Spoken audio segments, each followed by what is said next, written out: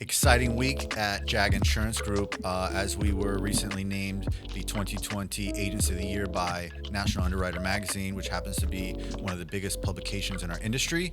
We thought it'd be fun for the three of us to get together, talk about what we believe kind of got us that award and the other accolades that we've been garnering as of recent, because I think it just sheds a little bit of light on the building blocks that we've been laying down for the last 5-10 years together.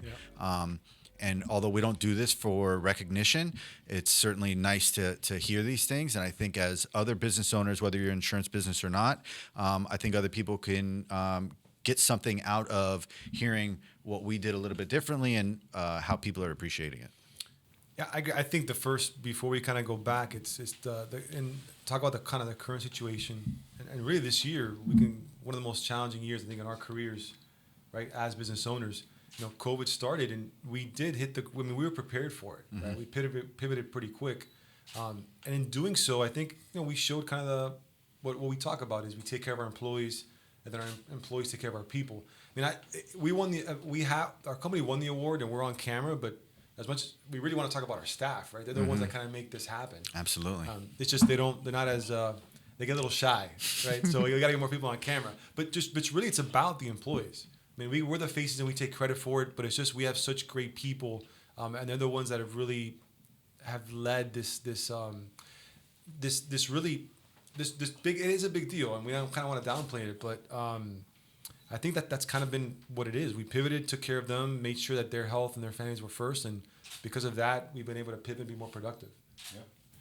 No, our employees are the foundation of this company, and we've said it many times. We don't just talk about it. I think that that's who we are as a company. We care about our employees, and we're surrounded by really good people.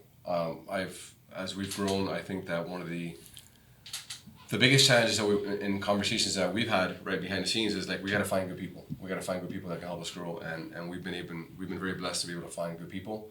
I always say we're not perfect, but we're very healthy. And I'm excited. It's weird. 2020 has been kind of a unique year where you get this award and you kind of want to have an agency party and whatnot, and not being able to celebrate together. Celebrate together. Kind of, it's weird. It's kind of like, did this happen? Yeah. Yeah. No. It became an Instagram post. Yeah, you want to give the high fives and say your thank yous, but this is kind of like our only way to say thank you. So I from the bottom of my heart, I want to thank our employees for really helping us win this award during these very challenging times, and for just being awesome people.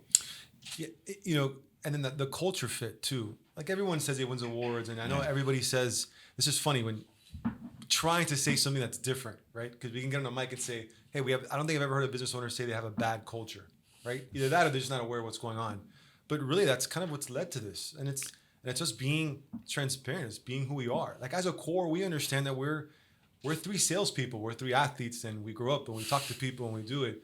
But we also understand that we got to surround ourselves with business people that can help, basically run this operation so we can go out and do what we do the best. I think knowing your strengths and your weaknesses and basically being true to yourself is what's going to help get your company to the next level. And that's what I'm doing this. Yeah. This is accountability. I agree. And I think early on identifying, I think most people when they're starting a new business or whether it's a new industry or they're, working inside an existing industry, everybody tries to immediately reinvent the wheel.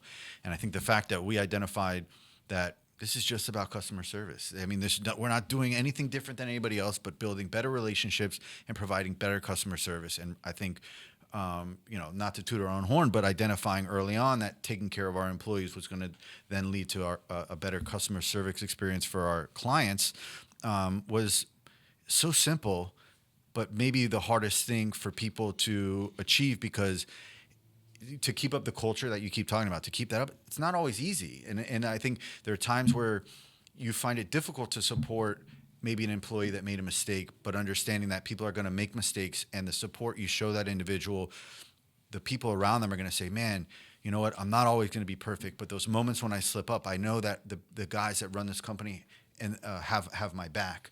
And that's why we're able to, like Fernie said, we make mistakes. Everybody makes mistakes. How do you fix a mistake? Make sure it doesn't happen again.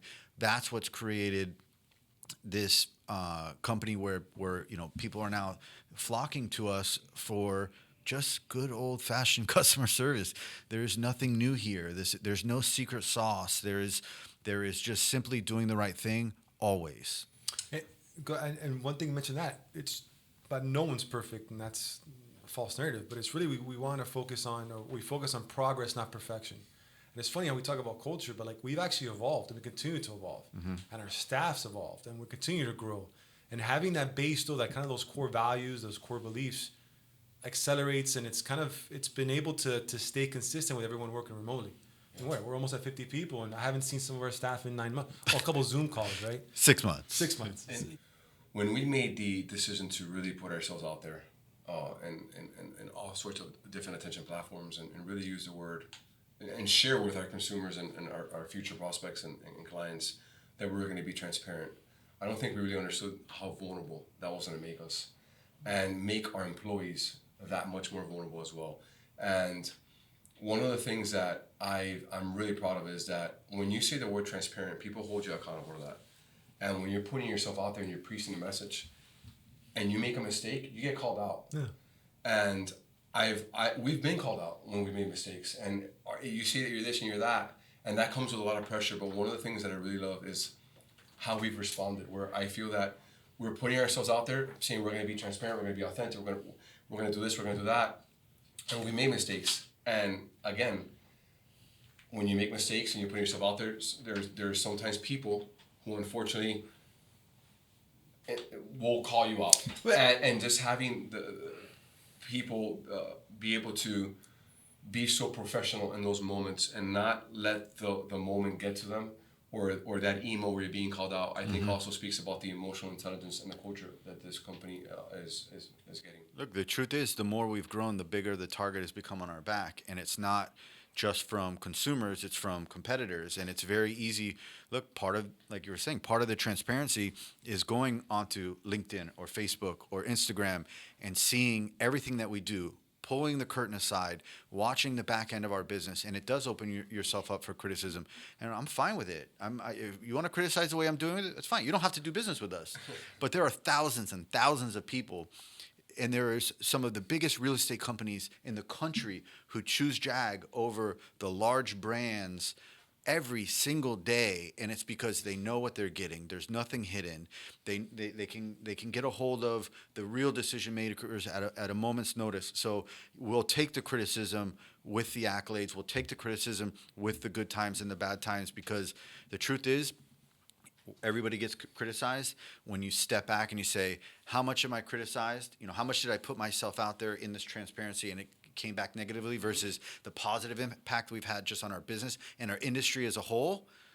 You can't compare them. You might let these like bad words weigh on you for a little bit longer, but ultimately our company continues to grow more than 25% year over year. We're hiring exponentially more people every quarter. Why? I'll take the good stuff with the bad. I think we just now have a little bit thicker skin than maybe we used to. What happens is with those mistakes, that's where the growth has come from too. Completely, like, look, call it out. Like, we've been doing our thing, running this business, and we're still young. We're in our late 30s, early 40s. Early Just 40s. Someone's on the fourth floor. Don't throw me into the 40s. I'm on the third floor too. But 40. But talk about transparency, right? When we have these relationships, we make a mistake. That's where you learn more anyway. And we embrace that. I'm not going to run from that. Yeah. I mean, granted, and those things have, like you said, making our skin a lot tougher. Yeah. And that's who we are. Like, we're going to keep going, and we're not going to try to be perfect, but we're going to continue to progress. If there's one thing that I really always go back to, and I say this a lot, and people ask me, how are you guys growing so fast, and what are you guys doing? And I'm like, dude, we work hard. We're not afraid of competition. Our whole life, the three people sitting behind these microphones, if there's one thing that we do know that it's a big strength of ours, is that we were told our whole life, you're not good enough, or you can't do this, or you can't do that. So it's being criticized for me is just an opportunity for me to get better. One of the things that I really have adopted in my mindset is, and I think it's it contributes to who we are as a company is I don't think we fail, we learn. No, I agree. Look, to wrap this up, I'd like to say thank you to everybody on behalf of JAG that reached out and congratulated us for winning this award. If the things that we're doing as a company interest you, whether you're a small business owner or a consumer or an individual, and you want to know a little bit more about JAG and the way that we've chosen to run our company, hit us up, shoot us a DM, an email, give the office a call. We'd love to continue to talk to anybody that wants to listen, and kind of just spread what we believe has been the factors that have changed the game on our end, with anybody that wants to hear it.